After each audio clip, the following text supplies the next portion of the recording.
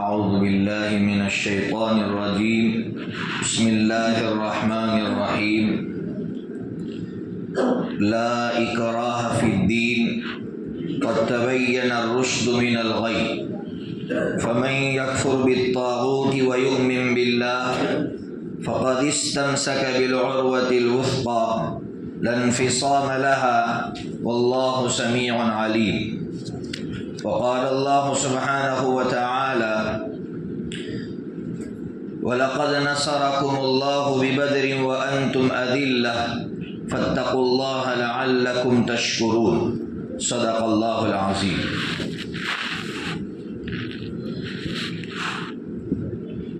سب سے پہلے تو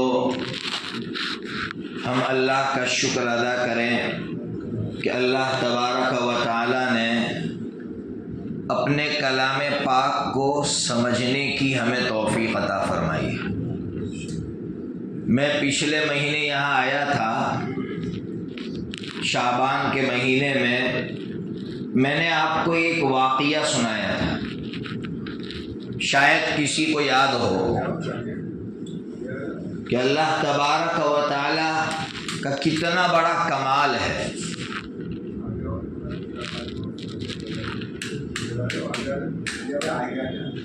بھئی وہ واقعہ کسی کو یاد ہے؟ میں نے واقعہ سنایا تھا، ہم اس کو تازہ کر لیتے ہیں تاکہ ہمارے اندر بھی وہ جذبہ قائم ہو. شیخ ابو عبداللہ اندلسی رحمۃ اللہ علیہ کا ایک واقعہ سنایا تھا. اندلس اسپین کو کہتے ہیں. شیخ ابو عبداللہ اندلسی رحمۃ اللہ علیہ بہت بڑے اللہ کے ولی تھے، اور کتنے بڑے اللہ کے ولی تھے کہ وہ چلتے تھے تو ہزاروں کا لاکھوں کا مجمع آپ کے ساتھ چلتا تھا. آپ کے جو مریدین ہیں، مریدین میں حضرت جنید بغدادی رحمۃ اللہ علیہ، علامہ شبلی رحمۃ اللہ علیہ، بڑے بڑے آپ کے مرید، آپ کے چیلے. لکھا ہے علامہ دمیری رحمۃ اللہ علیہ نے حیات الحیوان کے اندر یہ واقعہ لکھا ہے کہ شیخ کا گزر ایک چرچ پر سے ہوا، پھر اس کے بعد ایک مندر پر سے گزرے، آگے بڑھے ایک لڑکی پر نظر پڑی، دل دے بیٹھے، پیار ہو گیا. اب اتنے سارے مریدین سے کہہ رہے واپس جاؤ. مریدین حیران، کیا ہو گیا شیخ کو، اتنا بڑا اللہ کا ولی اور دل دے بیٹھا، واپس جاؤ. مریدین چاروں ناچار واپس ہو گئے. اب ایک سال گزر گیا تو ان کے ایک مرید تھے، ابھی نام بتایا شبلی، پریشان تھے کہ یار شیخ کو کیا ہو گیا، چلو واپس جاتا ہوں. دیکھنے گئے شیخ کس حالت میں ہے. ایک سال کے بعد اسی ایڈریس پر واپس آئے، پوچھا شیخ کہاں ہے؟ کہا جنگل میں. اب یہ جنگل میں گئے، عجیب منظر دیکھا کہ میرا شیخ جو کسی وقت لکڑی پر ٹیک لگا کر لاکھوں کے مجمع میں تقریر کرتا تھا، بیان کرتا تھا، آج میرا وہی شیخ اسی لکڑی پر ٹیک لگا کر سور چرا ہے. اب یہ گئے شبلی، ساتھ میں اور لوگ ہیں، روئے دھوئے، معافی مانگی، شیخ سے کہا شیخ توبہ کرو. شیخ نے توبہ کی، اللہ نے واپس دے دیا، جو کچھ بھی لے لیا تھا سب واپس دے دیا. اب سننے جیسا ہے، شبلی نے ہمت جٹا کر پوچھا حضرت اللہ نے آپ کے اندر سے یہ سب کچھ کیوں لے لیا؟ تو جواب دیا کہ جب مندر پر سے میرا گزر ہوا، کچھ لوگوں کو میں نے دیکھا کہ وہ اللہ کے علاوہ کو سجدہ کر رہے ہیں، تو میں نے اپنے آپ سے یہ کہا کہ یہ کتنے بڑے بے وقوف ہیں، ان کے اندر عقل نہیں ہے کہ وہ اللہ کے علاوہ کو سجدہ کر رہے. اللہ کو میرا یہ جملہ، میری یہ بات جو میں اپنے آپ سے کر رہا تھا پسند نہیں آئی. اللہ نے مجھ سے یہ کہا کہ ابو عبداللہ کیا ایمان تجھے میں نے تیری عقل کی بنا پر دیا ہے کہ میں نے دیا ہے؟ بتاؤ بھائیو، کیا میں یہاں اپنے عقل کی بنا پر آیا؟ ارے بولو نا بھائی، کیا میں اپنی طاقت کی بنا پر آیا؟ نہیں، اللہ لے آیا۔ اللہ چاہتا تو میری عقل چھین لیتا، اللہ چاہتا تو میری جسمانی طاقت چھین لیتا، میں یہاں نہیں آ سکتا، اللہ لایا ہے۔ اس لیے اللہ کا جتنا شکر ادا کرے کم ہے کہ اللہ تو نے ہمیں اس قابل سمجھا کہ تو نے ہمیں اپنے کلام پاک کو سمجھنے کا موقع عنایت فرمایا، تو نے ہمیں تیرے کلام کو سننے کا موقع عنایت فرمایا۔ تو چاہتا تو ہمیں بہرا بنا دیتا، لیکن تو نے ہمیں بہرا نہیں بنایا، تیرے کلام پاک کو سن پا رہے ہیں۔ اس لیے بار بار اللہ کا شکر ادا کرے، اللہ کی ایک ایک نعمت کو یاد کرے۔ آپ نے دیکھا نا کل کا منظر، ملبہ ہے، عمارت سب زمین بوس ہو گئی ہے، ملبوں میں وہ رمضان کا مبارک مہینہ کس طرح سے وہ اس کو انجوائے کر رہے ہیں، اور رمضان کے مبارک مہینے پر اللہ کا کیسا شکر ادا کر رہے ہیں غزہ کے مسلمان۔ دیکھا نا بھائی، کیا کیسے لوگ ہوں گے۔ قرن اولا کی یعنی صحابہ کرام کے دور کی یاد تازہ کر دی ہے ان لوگوں نے۔ ابھی 2 بدھ پہلے کا واقعہ ہے، یہ جو بدھ گیا اس سے پہلے کا واقعہ ہے۔ قرآن مجید کے ساتھ کیسا عشق ہے ان کو۔ ڈاکٹر محمد 33 سال کی عمر کے ڈاکٹر کا واقعہ، 33 سال کی عمر ہے، نام ہے ڈاکٹر محمد، ڈیوٹی پر تھے، چائلڈ اسپیشلسٹ، بچوں کا جو اسپیشلسٹ ہوتا ہے تو چائلڈ اسپیشلسٹ تھے، ڈیوٹی کر رہے تھے۔ اچانک بخار چڑھا، کمزوری آئی، اپنے ایک دوست سے کہا یار میری ڈیوٹی کا ٹائم تھا لیکن میں کمزور ہوں، آپ سنبھال لیں گے میری ذمہ داری؟ کہا میں سنبھال لوں گا، آپ چلے جائیے۔ اب یہ چلے گئے ٹائم دے کر کے میں اتنے بجے واپس آ جاؤں گا۔ جب وہ ٹائم ہوا تو واپس نہیں آئے ڈاکٹر محمد۔ دوست کو تشویش ہوئی، دیکھنے کے لیے گئے کہ میرا دوست کمرے میں ہے، دیکھ کر آتا ہو۔ گئے، دروازے کو نوک کیا، جواب نہیں ملا۔ کھڑکی میں سے جھانک کر دیکھا تو دوست سجدے میں تھے۔ اب ان کا خیال یہ تھا کہ میرا دوست نماز پڑھ رہا ہوگا، تھوڑی دیر کھڑے رہے لیکن سجدے سے اٹھے نہیں۔ تو دماغ میں وسوسے آنے لگے، کھڑکی توڑی، کھڑکی توڑ کر اندر گئے۔ کیا منظر دیکھا ہے کہ سائیڈ میں قرآن مجید کھلا پڑا ہے۔ دوست قرآن مجید کی تلاوت کر رہے تھے، 13واں پارہ سورہ رعد کے 3 صفحہ پڑھ رہے تھے۔ سجدے کی جو آیت ہے وہ آیت پڑھی، سجدہ کیا اور وہ اللہ کو پیارا ہو گئے۔ کیسے لوگ تھے میرے بھائیوں۔ آج ہم صرف محبت زبان سے کہنے والے ہو گئے، کیسی محبت ہوگی اللہ کے کلام کے ساتھ، کیسا پیار ہوگا اللہ کے کلام کے ساتھ، کیسی موتیں نصیب ہو رہی ہے۔ کسی زندگی کا کسی کو کوئی بھروسہ نہیں۔ اللہ ہمیں بھی ایسی موت دے دے کہ ہم قرآن مجید کی تلاوت کر رہے ہو، سجدے میں ہو، یا اللہ کے کلام کی تلاوت کر رہے ہو، یا اللہ کے دین کی کوئی خدمت کر رہے ہو، اور اللہ ہمیں اپنے پاس بلا لے۔ بس یہی ہم اللہ سے دعا کریں گے۔ اب آئیے میرے بھائیوں، اب آج جو میں آپ کے سامنے جو باتیں رکھنا چاہتا ہوں وہ کیا رکھنا چاہتا ہوں، کس ٹاپک پر ہم اس سال قرآن مجید کو سمجھیں گے۔ اس سال ہم اللہ تعالیٰ نے مسلمانوں سے جو قربانیاں لی ہے جنگوں کی شکل میں، غزوات جن کو کہا جاتا ہے، غزوات جنگیں جو ہوئی ہیں، اور قرآن مجید نے جنگوں کا جو تذکرہ کیا ہے اس کو ہم سمجھیں گے۔ کیوں؟ 2 مقصد ہے۔ پہلا مقصد تو بڑا، میں عجیب ایک بات بخاری شریف میں پڑھ رہا تھا، میں نے آج بھی سنائی مستورات میں، بخاری شریف میں ہے کہ ہمارے نبی پاک صلی اللہ تعالیٰ علیہ وسلم کو شقیقہ کی بیماری تھی۔ شقیقہ کہتے ہیں آدھا سر دکھنے کی بیماری، اور بہت خطرناک بیماری تھی۔ کتنی سخت بیماری تھی کہ حج کے زمانے میں آقا احرام کی حالت میں سر دکھ رہا، پھٹ رہا ہے، تو آقا نے پچنا لگوایا تھا، یعنی خون نکلوایا تھا۔ اس لیے احرام کی حالت میں کوئی خون نکلوانا چاہے تو نکلوا سکتا ہے، مسئلہ یہاں سے نکلا۔ سخت سر درد کی بیماری تھی، اور ڈاکٹروں کا یہ کہنا ہے کہ جس کو یہ بیماری ہوتی ہے وہ اگر بھوکا رہے تو یہ بیماری بڑھ جاتی ہے۔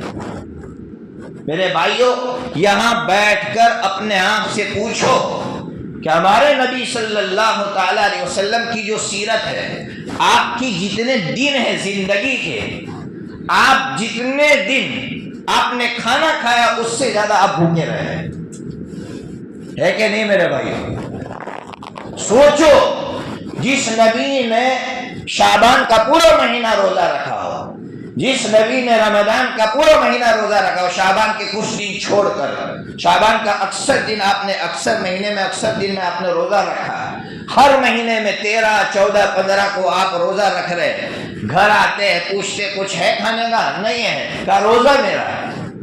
اس نبی نے 23 سال کی جو زندگی گزاری ہے، 40 سال کی عمر کے بعد سے لے کر 63 سال کے جو 23 سال ہوتے ہیں، تنہائی میں بیٹھ کر سوچے کوئی ایک گھڑی ایسی ہے جس میں ہمارے نبی نے چین کی نیند لی ہو۔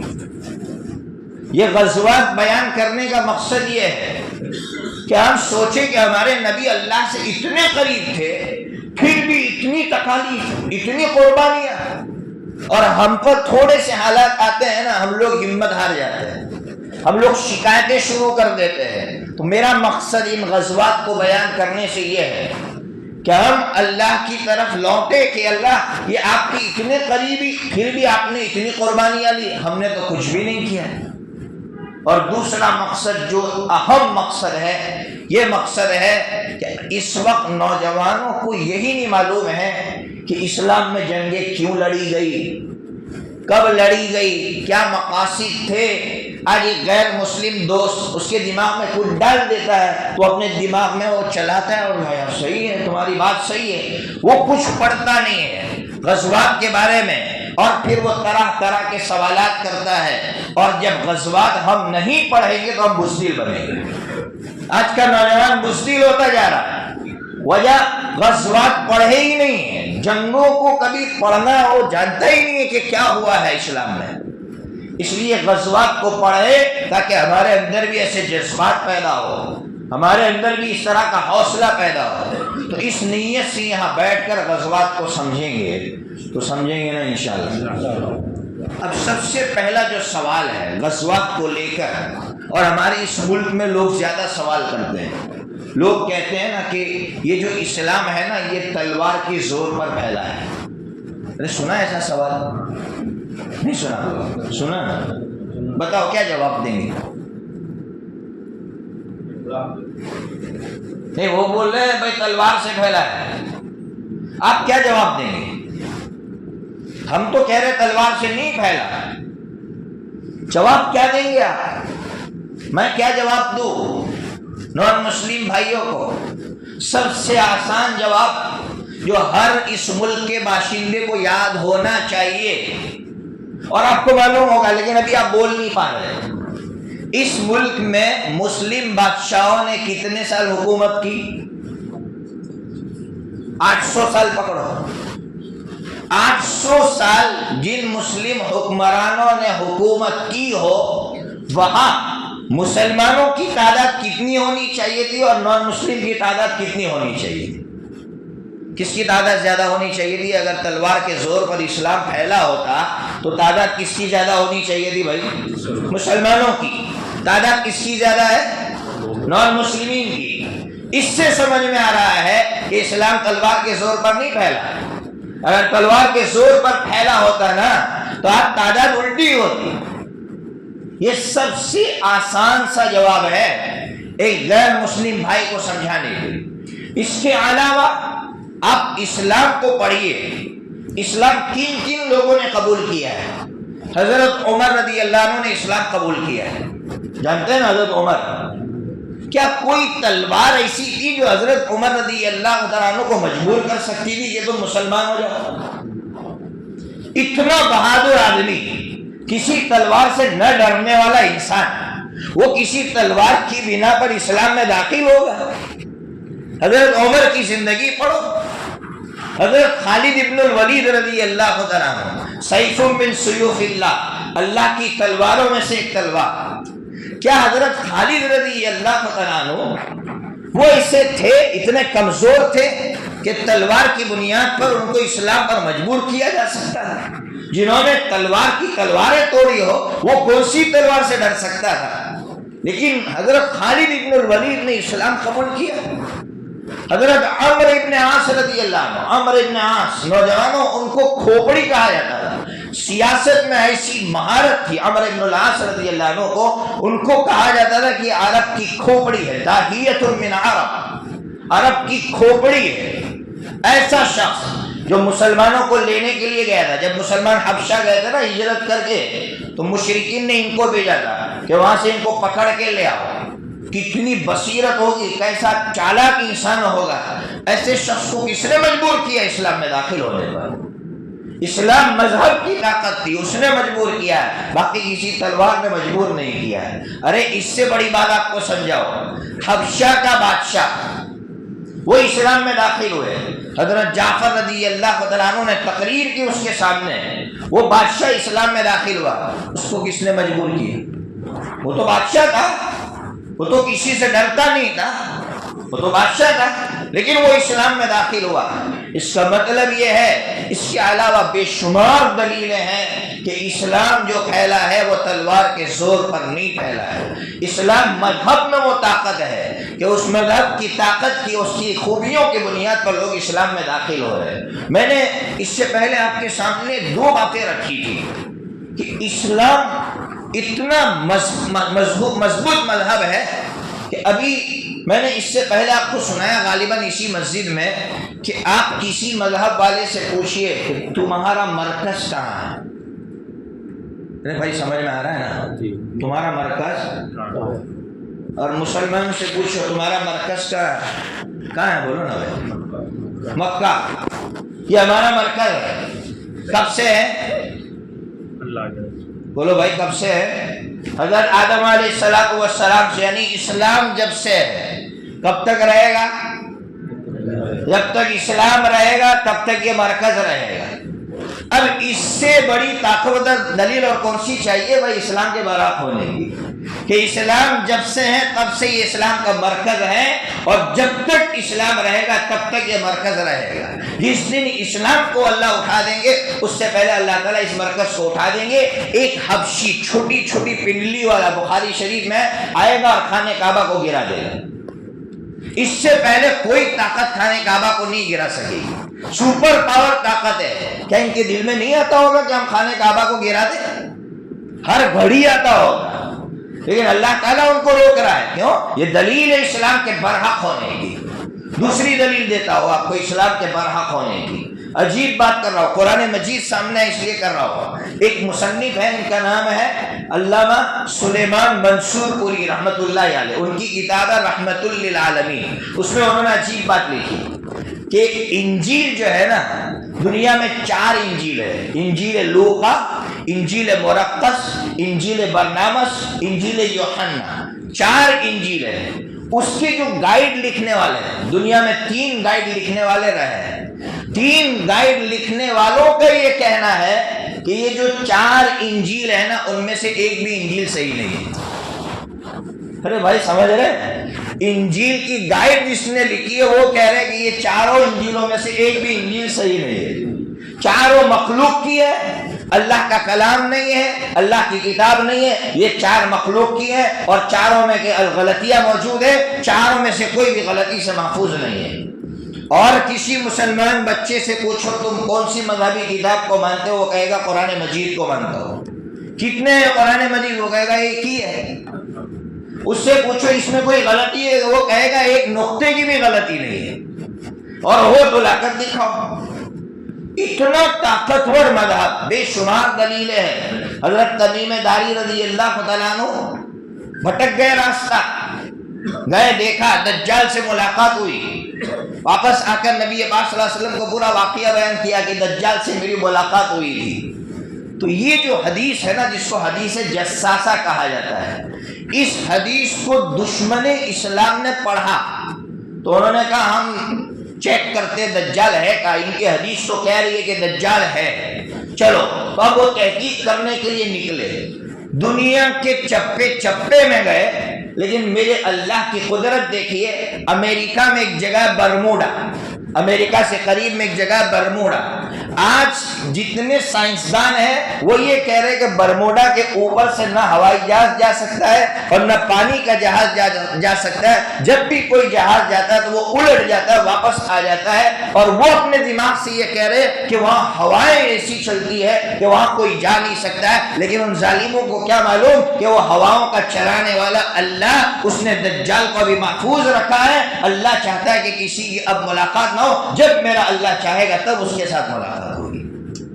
کیا میرا رب ہے اور کیا اسلام کی حقانیت کی دلیلیں ہیں, بے شمار دلیلیں ہیں. اس لیے میرے بھائیوں, اللہ نے ہمیں جو مذہب عطا فرمایا اس پر ہم فخر کرتے, اللہ کا شکر ادا کرتے. اب آئیے, اسلام کی جو سب سے پہلی جنگ ہے, کون سی جنگ ہے بولو بھائی؟ غزوہ بدر. کون سی جنگ ہے؟ غزوہ بدر. بھائی اتنا یاد رکھو, میں خالی بولوں گا تو مزہ نہیں آئے گا, آپ بھی بولیں گے تو اچھا رہے گا. غزوہ بدر, جنگ بدر کب ہوئی ہے؟ سن ہجری 2 میں ہوئی. سن ہجری کس کو کہتے ہیں اس کو سمجھیے. جب نبی پاک صلی اللہ تعالیٰ علیہ وسلم مکہ چھوڑ کر مدینہ منورہ چلے گئے, اس کے بعد جو دوسرا سال آیا تو اس دوسرے سال میں رمضان کے مبارک مہینے میں یہ جنگ ہوئی ہے. 17 رمضان کو یہ جنگ ہوئی ہے. اب یہ ہوئی کیوں؟ مسلمانوں نے جان بوجھ کر جا کے حملہ کیا؟ یہ نوجوانوں کو سمجھنا ہے کہ اس جنگ کے پیچھے کیا کارن تھا, اس کا محرک کیا تھا, کیوں یہ جنگ ہوئی ہے.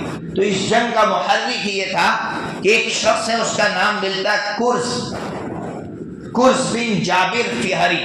یہ پہلے مسلمان نہیں تھے, بعد میں اسلام لائے.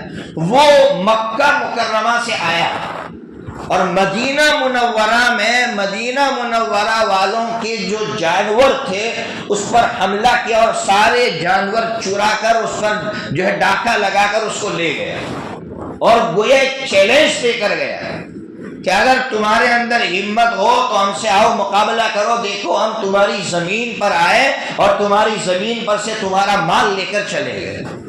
ایک چیلنج تھا, بہت بڑا چیلنج کہ مکہ میں تو کچھ نہیں کر سکے, اب مکہ چھوڑ کر تم یہاں آئے ہو, یہاں بھی تم ہمارے خلاف کچھ نہیں کر سکتے ہو, اس لیے اگر چیلنج قبول کر سکتے ہو تو قبول کرو. اب اگر نبی پاک صلی اللہ علیہ وسلم کوئی اقدام نہ کرتے تو یہ بزدلی تھی. تو اب نبی پاک صلی اللہ علیہ وسلم نے صحابہ سے مشورہ کیا, ایک آپشن ہے. کہا کیا ہے؟ کہا ابو سفیان جو مسلمان نہیں ہوئے تھے پہلے, یہ مشرکین کا ایک تجارت کا لشکر لے کر, یعنی مشرکین نے پیسے لگائے تھے, اپنے سارے پیسے لگا دیے تھے تجارت کے لیے. 2 مقصد تھے, ایک تو پیسے کمائیں گے اور پیسے کے نتیجے میں جو نفع حاصل ہوگا نا اس سے ہتھیار خریدیں گے تاکہ مسلمانوں کو ماریں گے. تو نبی پاک صلی اللہ تعالیٰ علیہ وسلم نے کہا کہ ہم اس لشکر کو پکڑ لیتے جو ملک شام سے واپس آ رہا ہے, اور اس کو پکڑ کر اس کا مال لوٹ لیتے تو بدلہ ہو جائے گا, اور ان کو یہ یقین ہو جائے گا کہ مسلمان بزدل نہیں ہے, تمہارے چیلنج کو قبول کر سکتے ہیں. اب نبی پاک صلی اللہ علیہ وسلم صحابہ کرام کے لشکر کو لے کر نکلے. ابو سفیان بہت چالاک تھے, بہت چالاک تھے. راستے میں دو عورتیں جو آپس میں لڑ رہی تھی نا, ان سے پوچھا کہ یہاں کوئی شخص آئے نا, کہاں 2 بندے آئے تھے, کیا پوچھ کر گئے؟ کہا بس یہ پوچھ رہے تھے کہ یہاں سے کوئی تجارتی قافلہ گزرا ہے, یہ پوچھ کر گئے. ابو سفیان نے کہا کہاں سے آیا؟ کہا وہ ہم کو نہیں معلوم ہے.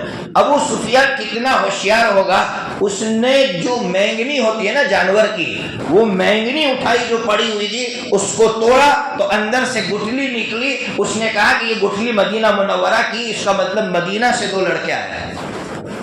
کتنا ہوشیار ہوگا, وہ سمجھ گیا کہ مدینہ سے چیک کرنے کے لیے آیا ہے اور شاید وہ ہمارا پیچھا کر رہے ہیں. اس نے راستہ بدل دیا, راستہ جہاں سے جانے والا تھا وہاں سے راستہ بدل دیا, مسلمانوں کا لشکر جہاں پہنچنے والا تھا وہاں سے راستہ بدل دیا. ابو سفیان کو جب پتا چلا کہ لشکر آ رہا ہے, ابو سفیان نے خط لکھا, اور وہ تو پہلے سے تیار بیٹھے ہی تھے. مشرکین مکہ لیٹر بھیجا کہ تمہارا جو قافلہ ہے وہ دشمنوں کی زد میں ہے, یعنی مسلمانوں کی زد میں ہے, مسلمان حملہ کریں گے, لوٹ لیں گے. اب مشرکین نے تو سارے پیسے لگا لیے تھے, انہوں نے کہا چلو. تو 1000 کا لشکر لے کر وہ لوگ وہاں سے نکلے. اب جب نبی پاک صلی اللہ علیہ وسلم کو خبر ہوئی کہ یہ تو 1000 کا لشکر لے کر لڑنے کے لیے آ رہے, ہم تو لڑنے کے لیے نہیں جا رہے تھے, ہم تو خالی لشکر لوٹنے کے لیے جا رہے تھے. اب صحابہ کرام سے دوبارہ مشورہ کیا, کیا مشورہ ہوا ہے، تاریخ کا ایسا مشورہ کہیں نہیں ملے گا۔ مشورہ کیا صحابہ کرام سے کہ تم اپنی اپنی رائے دو، تو حضرت مقداد ابن اسود رضی اللہ تعالیٰ عنہ بڑے زبردست مقرر تھے، کھڑے ہو کر حضور سے کہا حضور آپ جو کرنا چاہتے کر گزریے، ہم آپ سے وہ بات نہیں کہیں گے جو بنو اسرائیل نے حضرت موسیٰ علیہ السلام سے کہی تھی۔ کیا کہی تھی بنو اسرائیل نے حضرت موسیٰ علیہ السلام سے؟ جب حضرت موسیٰ علیہ السلام نے کہا چلو اپنے ملک کو جو تمہارا ہے اس پر حملہ کرو اور اس پر قبضہ کرو، تو بنو اسرائیل نے کہا تھا جاؤ تو اور تیرا رب دونوں مل کے لڑو، ہم تو یہاں بیٹھے ہیں۔ تو کہا نہیں، ہم ایسی بزدلانہ جملے نہیں کہیں گے، ہم تمہارا ساتھ دیں گے اور تمہارے ساتھ مل کر دشمن سے لڑیں گے۔ نبی پاک صلی اللہ علیہ وسلم کے اندر وہ حوصلہ پیدا ہوا، لیکن ابھی بھی آپ خاموش بیٹھے ہیں۔ کیوں خاموش بیٹھے ہیں؟ کہ حضرت مقداد رضی اللہ عنہ وہ مہاجرین میں سے تھے، انصار میں سے نہیں تھے، یعنی مدینہ والوں میں سے نہیں تھے۔ میرے آقا چاہتے تھے کہ مدینہ والے اٹھ کر کہے کہ ہم ساتھ دینے کے لیے تیار ہیں۔ آپ کہیں گے مدینہ والے کیوں ساتھ نہیں دے رہے تھے؟ مدینہ والوں نے ایگریمنٹ ہمارے آقا سے یہ کیا تھا کہ اگر مدینہ میں کوئی حملہ ہوگا تو ہم تمہارا سپورٹ کریں گے، تو یہ تو باہر حملہ ہو رہا ہے۔ تو سعد ابن معاذ رضی اللہ عنہ کھڑے ہوئے اور سعد ابن معاذ رضی اللہ عنہ نے تقریر کی ہے، عربی میں وہ تقریر ہے، اس تقریر کے ایک ایک جملے میں کیا طاقت ہے کہ حضور شاید آپ انتظار کر رہے ہیں ہماری رائے کا، حضور سنیے، آپ اگر ہم سے یہ کہیں گے کہ تم سمندر میں دوڑ جاؤ اور سمندر میں کود پڑو تو ہم آپ کے حکم پر سمندر میں کود پڑیں گے۔ اگر حضور آپ ہم سے مال لٹانے کے لیے کہیں گے ہم اپنا سارا مال لٹا دیں گے، یہ ہمارا مال ہے، ہم تمہارے قدموں میں رکھتے، اس میں سے جتنا لے کر آپ لٹانا چاہے لٹائیے۔ نبی پاک صلی اللہ تعالیٰ علیہ وسلم خوش ہو گئے، کہا چلو اب نکلے تو قرآن کی آیت اتری، وَإِذْ يَعِدُكُمُ اللَّهُ إِحْدَى الطَّائِفَتَيْنِ أَنَّهَا لَكُمْ وَتَوَدُّونَ۔ قرآن کہہ رہا ہے کہ پہلے تمہارا ٹارگٹ تھا وہ قافلہ، اب قافلہ نہیں، قافلے والے تمہیں دوں گا۔ کچھ سمجھ میں ہے کیا کہہ رہا اللہ؟ قافلہ نہیں، اب کیا دوں گا؟ قافلہ والے، یعنی وہ جو مشرکین آ رہے ہیں نا اس پر کنٹرول دے دوں گا۔ کہاں نکلو، اب 313 کی تعداد، کچھ نہیں ہے ہاتھ میں، کچھ نہیں ہے، اور وہ 1000 کا لشکر ہتھیاروں سے لیس، تمام اسباب سے لیس۔ یہاں کچھ نہیں ہے، وہاں سب کچھ ہے، لیکن یہاں ہے تو ایک ہی چیز ہے، بولو کیا ہے بھائی؟ ایمان۔ ایک ہی چیز ہے یقین۔ اللہ نے کہا ہے نا کہ تم کو وہ لشکر دے دوں گا، بس اللہ نے کہہ دیا تو ہم یقیناً کامیاب ہوں گے۔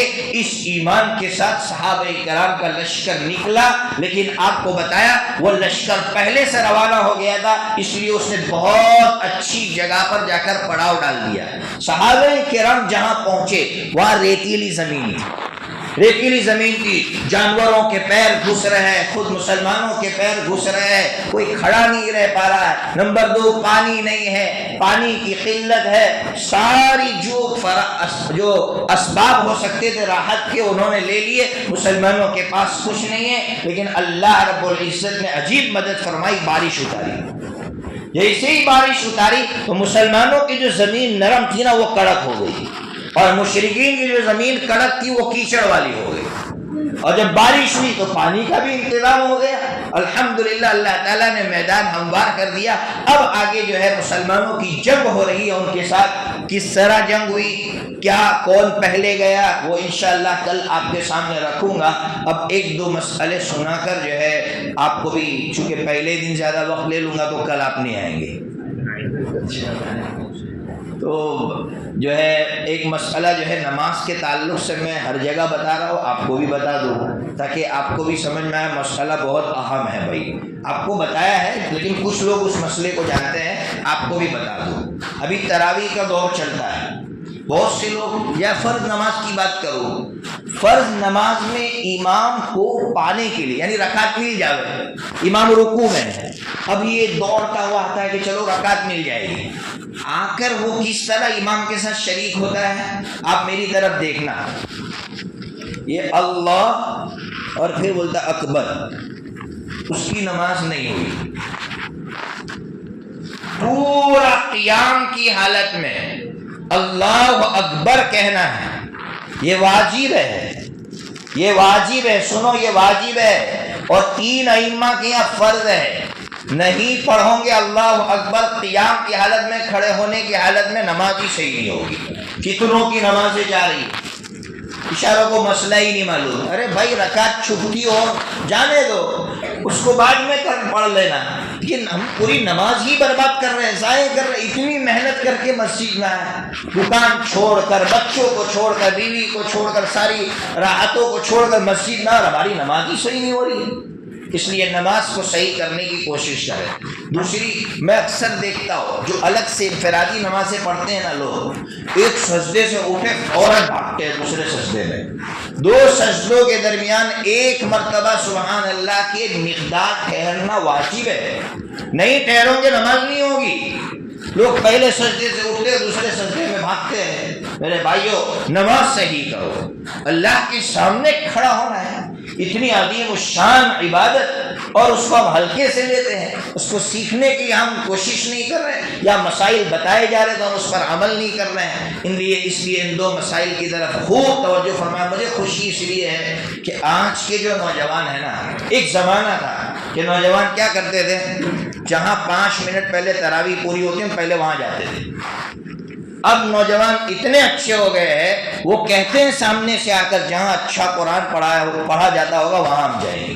الحمدللہ اب نوجوان اچھے ہیں، ایسے نوجوان، اس لیے ان نوجوانوں سے کہتا ہوں آپ کے اندر اللہ نے یہ جذبہ پیدا کیا ہے، آپ اس کو اور آگے بڑھائیے اور ہر چیز کو اچھا بنانے کی کوشش کیجیے۔ اللہ تبارک و تعالی ہمارے بیٹھنے کو قبول فرمائے۔ سبحانک اللہم و بحمدک۔